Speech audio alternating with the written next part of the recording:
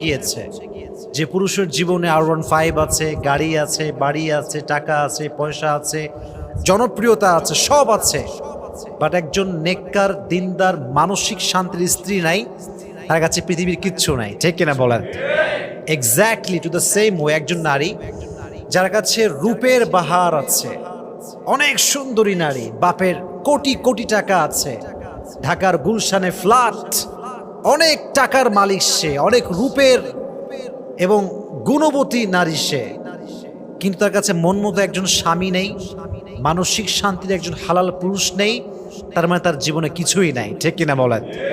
তাহলে বোঝা গেল স্বামীর জন্য স্ত্রী হচ্ছে বিশাল বড় নেয়ামত, আর স্ত্রীর জন্য স্বামী একদম সেম, দুটোই সেম। স্বামীর জন্য স্ত্রী নেয়ামত, স্ত্রীর জন্য স্বামীও নেয়ামত। এটা অনেক বড় দামি জিনিস।